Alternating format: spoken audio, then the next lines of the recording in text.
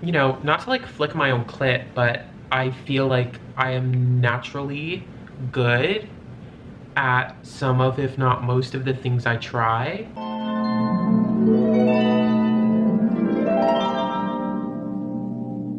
Hello girls, gays, and folks. I'm the lucky fish that found Kim's diamond earring in the ocean, Tyler Holladay, and I'm here with another video. So I wanted to make a video to talk about some of the things that 2020 taught me, and furthermore, some of the things I have set as goals for 2021. I'm not particularly a huge fan of New Year's resolutions. I just try to think of myself as someone who's always trying to learn about themselves and grow continuously, so not to look at my life as like a series of one-year segments, but something that just keeps going and evolving. And I'm also not really interested in talking about 2020 and like saying all the things you've probably already heard a million times about how it wasn't what we expected. So I really just want to get into the video. So one of the first things I learned in 2020 was, so my friend Olivia, sidebar, did ask my friend Rachel and I if we had New Year's resolutions, and I said that while I didn't have a New Year's resolution, if I had a goal, it would be to listen to my body more and be more responsive. So I think we definitely underestimate how good our bodies are at communicating to us what it needs in a physical sense, and as well as like emotionally and mentally. So I want to listen to my body more and be more in tune with what my body needs so that I can respond sort of appropriately. I think my body's really good at telling me when I need a break from schoolwork. I need to like get up and sit on the couch and like think about something else for a little while. And sometimes you just need to take a break where you didn't expect it. The second thing 2020 taught me was to ask for the help that you need. I'm really fortunate to be able to sit here and say that I can't think of an instance where I asked for help that I didn't receive. And this can be in any capacity. I've had a lot of luck with my professors in particular, if I wanted to cite an example, being really lenient with me about due dates, about attendance. I think we often forget that professors are real people too. Our professors are experiencing all of the same things that we experience. And I've heard a lot of horror stories about people who have really mean and really awful professors, and I've not found myself in that place, luckily. But there's nothing like an email just saying, hey, I'm having a really hard week. I don't think I can attend class live these 2 weeks. I'm really dedicated to watching the recording so that I can come back swinging next week, but I think this is a really important week for me to take off for my mental health. And I've always received really positive responses to emails of that sort. Additionally, one of my biggest mottos is, you can't get what you don't ask for. So it's no use wishing you had something that you aren't gonna get if you don't just ask for it. The worst case scenario is they say no. And hypothetically, you're not worse off because of it. So I would encourage everyone to ask that question you're afraid to ask, or communicate whatever that is you're nervous about. And the worst that could happen is they say no, and you're fine. The third thing I've learned is to be patient with myself and with others. YouTube is probably my prime example of this, and I think I could afford to remember that you can't be good at anything immediately. So when I shot the bucket list video, which by the time I upload this will be the only video preceding this one on my channel, I was just like really frustrated going through the editing process and not liking the way I looked or the way I spoke. If you've ever like thought about drawing something and then you wanted to draw it and it looks just like absolute shit, like because you have no artistic ability, that's kind of how I felt about the editing process. And I think I was really hard on myself about it, which is why I was so enthusiastic to get back into YouTube, and after one video I quit. I need to remember that, you know, this is a process, and there's no way I will ever get good at editing. I'll never get a grip on this if I don't just start practicing and like give myself the room and the time to be just sort of okay at this for now, and then like develop the skills that I want to have so I can make YouTube videos at the caliber I know I want to. I think another place where I personally could afford to be more patient with myself is on my fitness journey. I think one of the things that's frustrating about that is it's not like, say, cleaning your apartment. Like you clean it and then you're done, and then the apartment's clean and like you have all your work to show for it. Additionally, I think it's worth it to be patient with others. I always sometimes forget that other people have other things going on in their lives, people in their lives, to just be sort of patient when you need or want something from someone. In the same vein of being patient, I think procrastination is something that comes to mind. I spent a lot of last semester and pretty much the year in general not wanting to do the things I knew I needed to be doing, particularly when it comes to schoolwork. Or for example, I applied to grad school at the end of the semester. I imagined I would have done it before my recital, so I wanted to have it done within the first couple weeks of the semester. I think when you're procrastinating something, it's a scary but good question to ask why you're procrastinating. After some reflection, I realized that I was really nervous to apply to grad school. And of course, like when you apply for anything, there's always that fear of rejection. I am afraid that if I don't get in, heaven forbid, anywhere, I would feel dumb, I would feel inadequate. But I think asking the question and then reflecting on the answer allowed me to deal with and move past that so that I could successfully finish the applications and turn them in and face that fear. But sometimes you need to just give yourself a little time, I think. Speaking of fear, another thing I think I've learned is that you should lean into fear. In my experience, when I've been really afraid to do something, or ask a question, or take a trip, or enroll in a course, there's usually like a wealth of personal growth like waiting for you on the other side of that fear. So as much as you should be patient with yourself, you should also give yourself words of encouragement to overcome these kinds of fears, because there's only one way to find out what's waiting on the other side. So leaning into fear is something that I find both scary but also kind of comforting, in the sense that I feel like it helps me to grow. And the less I'm afraid of, the better, right? The next thing I've learned that I want to mention is that kindness is not only free, but it's unlimited. I think we've all heard that metaphor that kindness is unlike a pie, in the sense that more for you doesn't mean less for me. When I think of like this, I think of the way it specifically pertains to like service industry workers. That's my background as a server. But like whenever I see the guy who cleans the foyer of my building and takes all the recycling and the trash out every night, like I always just say something really polite. Saying kind things to other people, or telling them that you appreciate them and you see their effort and you recognize them and their hard work. You give nothing, but in a way you give so much. Oppositely, you never know when something sort of backhanded or rude is going to be like the straw that breaks a camel's back. I think if you don't have anything kind to say, just say nothing. There are instances where like someone's not being particularly friendly, say like you're shopping somewhere and the sales associate is just not, the vibe's just not right. It's no use like getting down on them or saying something. Like I can't tell you how many times people would like just say rude things to me when I was serving at the restaurant over silly mistakes or things that weren't my fault.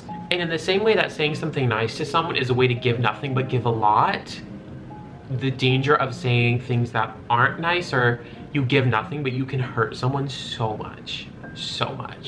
I just try to make sure to be so nice to baristas at coffee shops, the guy who mops my building, cashiers at bakeries and at drugstores, just all sorts of people. Another thing I've learned is this is very akin to work hard, play hard, it feels like, but work hard, break hard. I was feeling particularly uninspired in 2020, both as a musician and as a reader and a writer. And I think that when my body communicates to me that I need to take a break from singing or reading or writing or academia in general, breaks will allow me to come back stronger. I can't tell you how many times in university like I felt like just the impending doom of assignments, and like instead of dealing with it, like I go and like take a break to get dinner with a friend, and it turns out to be exactly what I needed to come back fresh. That's why I try to take walks every day.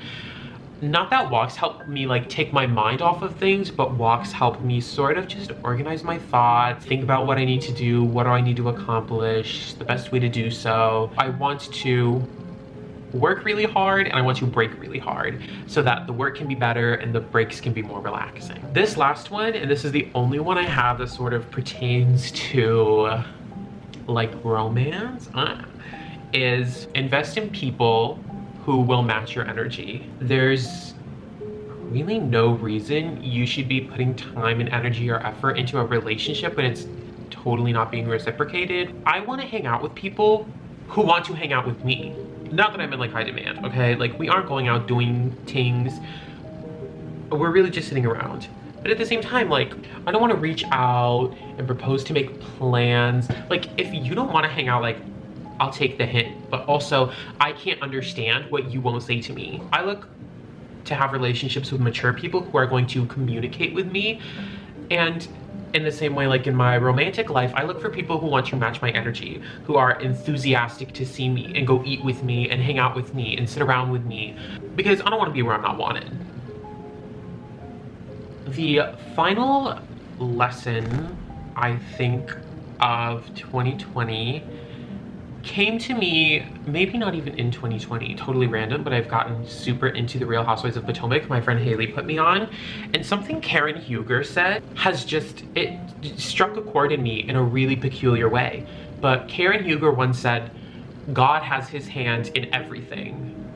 And the reason I think it's kind of weird that that resonated with me so strongly is that I wouldn't consider myself to be someone who believes in God. You know, I'm on my spiritual journey and I'm not sure what it entails or where it's taking me. I can't say I believe in God in the sense like he's that man who sits in the sky and like looks down on us and like everything's predetermined, and that's just not the God I believe in. That's not the God I believe in. Another way to think of God has his hand in everything is what is meant to be will be. And I like both of those turns of phrases better than everything happens for a reason, because there are some things that have happened to me and people I care about that cannot have happened for a reason, that I just feel like no one was better on the other side of that. So that's not my favorite phrase, but instead I want to really embrace God has his hand in everything, He has his hand in here, he has his hand in there. And then what is meant to come to me will arrive at the right time. So now to change gears a little bit, I want to talk about some things that I want to improve on in 2021 or incorporate into my lifestyle to make it better.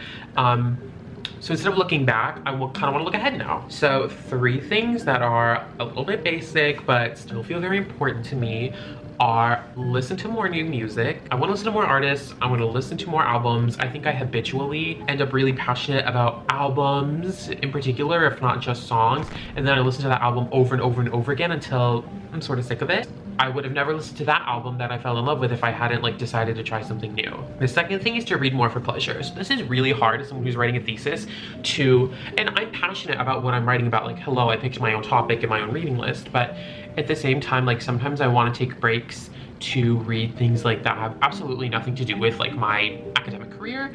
And I feel like it's gonna have to wait until the summer or at least March when the first draft of my thesis is turned in. But I mean, I have books on my bookcase that I've wanted to read for so long. Like I just have things I want to read that don't necessarily have anything to do with what I'm writing about and studying. The third is to drink more water. I drink a lot of water. I will give myself credit where credit is due. I drink a lot of water. I'm so tired of using the bathroom. Maybe, okay, I'm going to addend it to make it keep my water bottle full so that I can sip when I feel like it. Okay, this one is kind of hard for me, but it's to incorporate more vegetables in my diet. In 2020, I ate asparagus once. This week alone, I've eaten more vegetables than I ate in 2020. Never wanted to learn how to make vegetables taste good, but let me tell you, the Trader Joe's lemon vinaigrette Brussels sprout kit, bussin'. Certifiably delicious. Next up is butternut squash. If corn counts, then I've eaten more vegetables than I'm giving myself credit for, but I don't eat corn, I eat esquites. Corn is covered in mayo and cheese and does it really count? We all know that you don't really like digest corn or whatever, like it just comes out the other end. Like, let's keep it real. Let's keep it real. Another thing that I want to do is rededicate myself to keeping a written journal and a written planner. You know, last semester I used Google Calendars, and for a long time in college, like that was really efficient for me because my work schedule was uploaded to my Google Calendar. And for a while I was transcribing it into my planner, but then I thought that got kind of tedious, so I started using Google Calendars. And I feel like writing things in my planner not only reinforces it in my brain and helps me keep sort of a better memory of day-to-day what's going on, but there's something about writing in a journal, like just the synthesis of your thoughts, that I feel like makes you more reflective. It just encourages you to be more careful about what you think and what you say and what you write. The next thing that I want to do is big, and it's gonna be very hard for me. So one of my goals for 2021 is to make my bed a place where I exclusively sleep. So my goal is to not be on my phone in bed. If I want to watch TikToks before I go to sleep, like that's all well and good, but I need to be out here doing it on the couch. I want to sort of subconsciously associate my bed with the place where I sleep exclusively. I do have a tendency to lay in bed for about an hour on my phone before I go to sleep, and I just kind of want to cut that out. And then lastly, I want to be happier with what I have. I think we all spend time and energy like wishing we had more money, had more valuable things, wishing we looked different, wishing the world was different. So I want to focus a little bit more on the aspects of my life that I can control, and then just trust and believe that because God has his hand in everything, the things that are meant to be in my life will not only come to me, but they'll arrive at the right time, and it'll be what's right for me, and I'll be where I should be and doing what I'm meant to do. We'll just take it from there. I mean, I feel sort of naively optimistic about 2021, but why shouldn't I be? If we don't have hope, we don't have much. If you enjoyed this video, I hope you'll consider subscribing to my YouTube channel here. Give the video a like, send it to someone you know, and otherwise comment down below and maybe share with me some of the things you're looking forward to doing in 2021. I'm gonna be graduating this year. I mean, we have a lot to look forward to. So until the next video, bye.